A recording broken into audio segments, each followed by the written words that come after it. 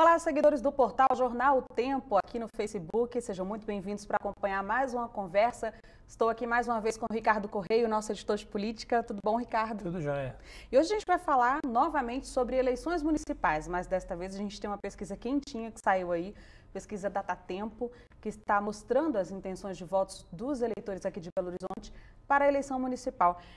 Antes de tudo, eu gostaria de registrar que essa pesquisa ela está registrada no TSE, MG, o número dela, 02528/2016. Tem que falar esse número certinho, tá bom? Ricardo, então, como a gente já falou naquele outro comentário sobre os candidatos aqui da eleição, são muitos, a gente tinha falado, acho que 18, mas essa pesquisa que foi feita pelo Datatempo, ela faz um cenário com 12 candidatos. Isso.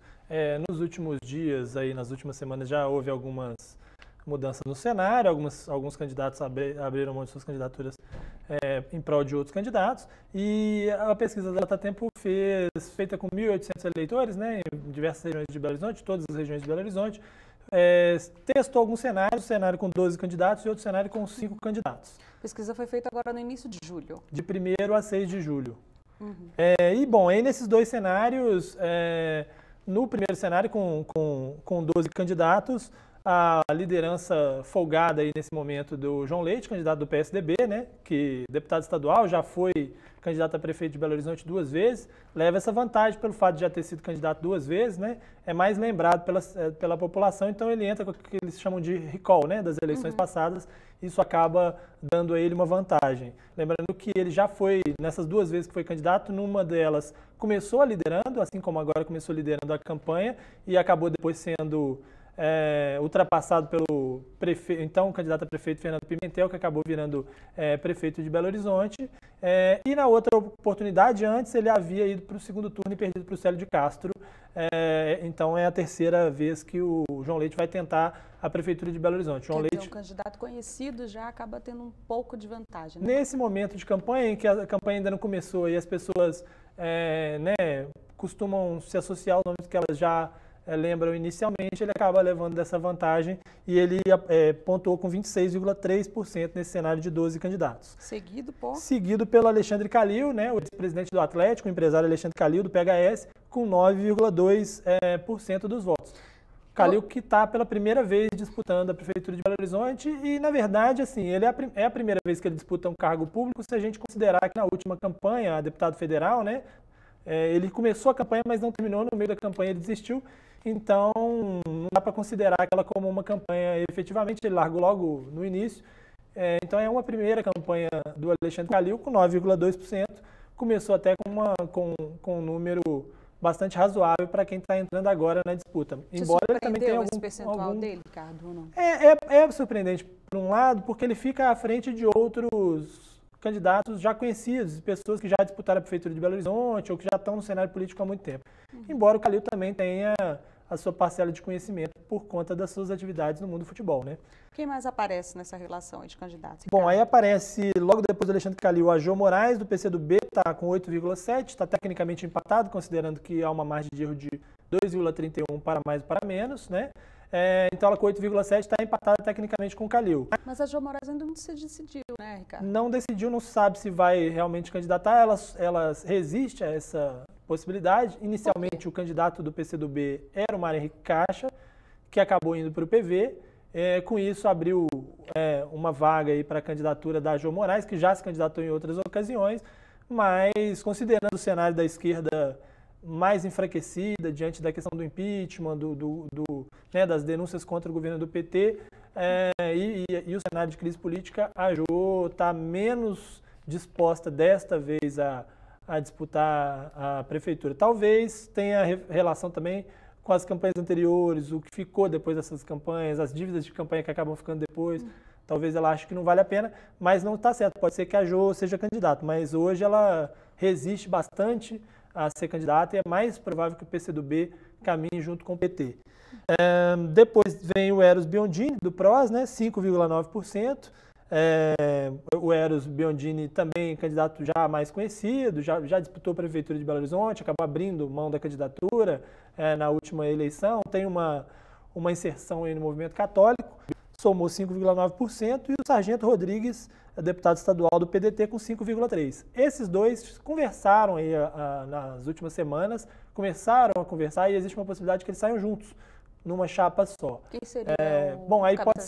pode ser qualquer um dos dois, vai depender do desenvolvimento. Talvez essa pesquisa ajude, embora eles fiquem muito parelhos, talvez fique difícil para que eles escolham aí o candidato, mas eles estão conversando, pode ser que saiam juntos os dois, Sargento Rodrigues e Mário Henrique Caixa. Os leitores aqui já começam a deixar comentários, você também que ainda não deixou, pode fazer pergunta aqui para o Ricardo, pode mandar o seu comentário para a gente. Já começam a falar que ainda está muito cedo para definir, mas está muito cedo, mas a gente também tem que lembrar que a campanha vai ser mais curta esse ano, né, Ricardo? Então os candidatos podem perder tempo em lançarem pelo menos o seu nome para que, mesmo que não seja ainda definido, mas que já é aquela velha história, quem não aparece não é lembrado. Então já se colocar ali à disposição para que os eleitores saibam que ele tem uma pretensão de concorrer, não é isso? Exatamente. A gente está no momento de pré-campanha, é um momento que esse ano, ao contrário das outras edições, né, as últimas eleições, há um período de pré-campanha que está mais regularizado, então os candidatos podem fazer pré-campanha, embora tenham umas limitações, não pode pedir voto, uma série de outras coisas, mas já é um momento em que os candidatos estão correndo atrás dos votos. Só completar aqui a lista antes da gente falar um pouco mais disso, o Délio Malheiros, PSD, 3,3%, é o vice-prefeito de Belo Horizonte, né, na última campanha chegou a ser candidato, depois abriu mão da candidatura em prol da reeleição do prefeito Márcio Lacerda. Paulo Lamac, da Rede, 2,6%. Paulo Lamac, que deputado, foi do PT para a Rede, para disputar pela Rede. Marcelo Álvaro Antônio, do PR, com 2%, deputado também. Paulo Brant, do PSB, 1,4%, é o candidato do prefeito Márcio Lacerda, o empresário Paulo Brant, que vai contar com o apoio aí do prefeito, né, que não pode se candidatar à reeleição. Reginaldo Lopes, do PT, pontuou com 1%, ele foi definido como candidato do PT na última semana, né, havia esse cenário com ele, havia um cenário com o Roberto Carvalho. Roberto Carvalho é até um pouquinho melhor do que o Reginaldo Lopes, mas na decisão interna do partido prevaleceu o deputado Reginaldo Lopes. Rodrigo Pacheco, do PMDB, 0,6%. O Rodrigo Pacheco também foi decidido nas últimas semanas, na última semana em especial, a disputa dele dentro do PMDB era com o Leonardo Quintão, que tinha um apoio muito maior, popular, mas também tinha uma rejeição muito maior, então o PMDB optou pelo Rodrigo Pacheco, que é deputado federal, tem 0,6%. E aí a gente ainda tem 7,1% de eleitores indecisos, um número pequeno para esse momento da disputa. Nós estamos muito antes da eleição e a gente já tem um número de indecisos pequeno, e os brancos e nulos somando 20,8%, além de 0,5% que não responderam. Esse cenário com 12 candidatos. Como a pesquisa fez um segundo cenário, né? Exatamente, um cenário com 5 candidatos, porque como há ainda uma série de negociações, como o que a gente já falou, do PCdoB com o PT. Aliás, eu até não citei aqui o Mário Henrique Caixa, que teve 5,3%, igual o Sargento Rodrigues, porque ele já é um caso de candidato que já desistiu depois que a pesquisa começou a ser feita. A pesquisa foi feita quando ele ainda poderia ser candidato, mas o Mário Henrique Caixa acabou optando por permanecer na função que ele está hoje na rádio, né, na Rádio Itatiaia, que todos sabem que é narrador, e com isso ele não pode concorrer, não poderá concorrer à Prefeitura de Belo Horizonte. Ele fez... Esses candidatos, eles foram apresentados os nomes aos entrevistados ou foi espontâneo? Não, essa é a pesquisa estimulada, em que os candidatos, os nomes foram apresentados. Na pesquisa espontânea é difícil medir nesse momento, porque como a gente está muito no início, os candidatos não são conhecidos e a campanha não começou para valer, então as pessoas citam todos, né? Inclusive pessoas que não podem concorrer. Márcio Lacerda foi citado, Aécio Neves, que não é candidato, Lula, Marina Silva, muita gente que não é candidato. Alguns nomes desconhecidos foram citados nessa pesquisa espontânea. Por isso que a gente está ressaltando que é a pesquisa estimulada com 12 candidatos e com 5 candidatos. Como eu estava dizendo, a gente tem algumas alianças que ainda podem vir a ser feitas. O PR hoje negocia com o PHS para apoiar a candidatura do Calil, o PCdoB com o PT, o PSDB tenta juntar uma série de outros partidos que sempre estiveram próximos ao grupo do senador Aécio Neves. Então foi feito um cenário com 5 candidatos, com 5 principais candidatos, e, com os partidos mais que hoje estão com candidaturas mais consolidadas. E aí nesse cenário, João Leite do PSDB tem 38,8%, o Alexandre Calil 15,4%, Paulo Brant 4,1%, Reginaldo Lopes 2,6% e o Rodrigo Pacheco 2,1%. Nesse cenário, os brancos e nulos são 28,9% e os indecisos 8%, além de 0,2% que não responderam. Quer dizer, um cenário mais afunilado, né? Ricardo, e você diria que a pesquisa ela já reflete um pouco aquela situação que a gente falou na nossa última conversa sobre a transferência de votos dos grandes nomes, das caras dos partidos, dos caciques, digamos assim? Sem dúvida nenhuma. A pesquisa tem um quadro relevante de mostrar que, ao contrário de pesquisas anteriores e no caso de eleições anteriores, os caciques políticos estão com menos força, né? A crise política, as pessoas estão muito desiludidas com os políticos em geral, estão muito desanimadas com o cenário político e isso afeta a todos os caciques políticos indiscriminadamente foram afetados, alguns mais e outros menos, mas a pesquisa mostra que os caciques políticos não vão conseguir transferir voto, podem inclusive ter o efeito contrário, podem inclusive prejudicar o candidato. Vou dar alguns exemplos aqui. O governador Fernando Pimentel, do PT, o fato dele apoiar um candidato, a pergunta foi, se o governador Fernando Pimentel apoiar um candidato, sua vontade de votar nele aumenta, diminui, não faz diferença, né, ou não sabe ou não respondeu. Para 10,4%, o apoio do Pimentel aumenta a chance de escolher um candidato. Para 26,7%, diminui. E, quer dizer, mais que o dobro, né? E para 61,2% não faz diferença. No caso do prefeito Márcio Lacerda, o apoio do prefeito Márcio Lacerda aumenta a chance de alguém ser escolhido em 17,9% dos casos. E para outros 21,3% o apoio dele diminui, ou seja, também tira mais voto do que dá voto. O senador Aécio Neves, que sempre foi uma força política muito grande no Estado, né? Sempre foi um transferidor de votos, talvez seja o maior transferidor de votos dos últimos anos. 25,3% dos eleitores dizem que o apoio dele aumenta a chance de escolher o candidato.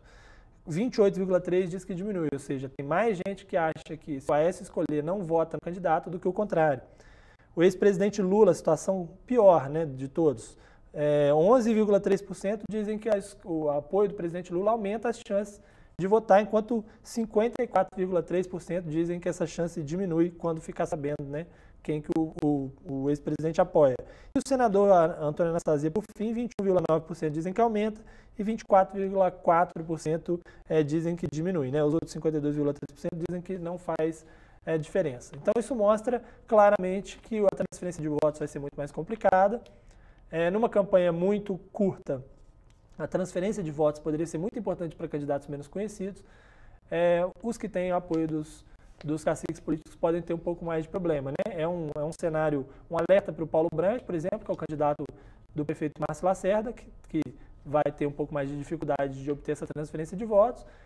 É uma situação também importante para ser considerado no caso do candidato PT, Reginaldo Lopes, no caso do candidato do PSDB, João Leite. A pesquisa mediu a questão do PMDB, do presidente Michel Temer, mas muito provavelmente também o apoio do presidente interino Michel Temer, né? possa... Que teve o candidato do PMDB, por exemplo, que achava o fato do Michel Temer ter assumido a presidência da República, isso poderia ter, digamos assim, elevado, né, chamado a atenção do eleitor para o candidato do PMDB, mas não. O Rodrigo Pacheco, embora seja deputado federal, é um deputado federal de primeiro mandato, né, um advogado que foi candidato na última eleição e foi deputado federal.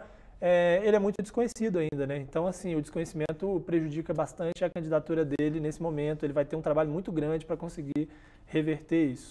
Ok, Ricardo. Então, a tendência é que daqui para frente mais pesquisas sejam feitas, lembrando que as candidaturas elas podem ser feitas até o dia 15 de agosto. Depois desse período de 15 de agosto, aí as pesquisas podem continuar sendo feitas, né, Ricardo? Porque a gente já vai ter o cenário montado de quem é quem. Podem continuar sendo feitas, há algumas mudanças na forma de divulgação nos últimos dias de campanha e tal, mas as pesquisas só estão começando, né? Lembrando que o Datatempo também registrou situações de segundo turno em que, em todos os cenários em que João Leite disputa com outros candidatos nesse momento, ele vence seus adversários. Quando não é o João Leite candidato, quando é o Calil, ele vence todos os outros também nos seus cenários, Calil contra os outros. E aí há uma infinidade de cenários, vários outros cenários. Né, o internauta pode acompanhar aí no portal Tempo os detalhes de toda a pesquisa. O internauta que está fazendo tipo um bolão aqui, Ricardo. Cada um está declarando seu voto aqui, está dizendo em quem vota, né? Quem quiser acompanha aí no Facebook, a gente não vai fazer propaganda de candidato aqui, mas o pessoal está aqui já anunciando, cada um anunciando seu voto, achando quem é que vai ganhar, quem não é uma boa opção. Mas é isso, Ricardo, a gente volta então na quinta-feira a falar mais sobre política aqui. Não, perfeitamente, a gente fala, esse cenário vai mudando muito, né? Até quinta-feira nós já teremos provavelmente tido a eleição da presidência da Câmara, que é muito importante, então talvez a gente fale um pouco sobre a crise política nacional e o cenário nacional. Hoje há uma outra eleição muito importante que deve acontecer no início da semana, né? Mais provável que aconteça entre terça e quarta-feira, embora também tenha a possibilidade dela acontecer na quinta. E aí nós saberemos quem vai ser o novo presidente da Câmara, que, embora muita gente não se importe, nesse cenário em que o presidente interino Michel Temer se confirme no cargo, ou seja, que a presidente realmente seja afastada em definitivo, é o presidente da Câmara que é o vice-presidente de fato no país e é quem vai substituir eventualmente o presidente Michel Temer. Ok, Ricardo, muito obrigada mais uma vez pelos seus esclarecimentos. A gente falou aqui sobre a pesquisa e quem não sabia ainda da pesquisa, não tomou conhecimento, acesse agora aí o www.tempo.com.br e você tem acesso à pesquisa completa, tá bom? Então na quinta-feira a gente volta a falar sobre política aqui novamente. Obrigada pela sua audiência.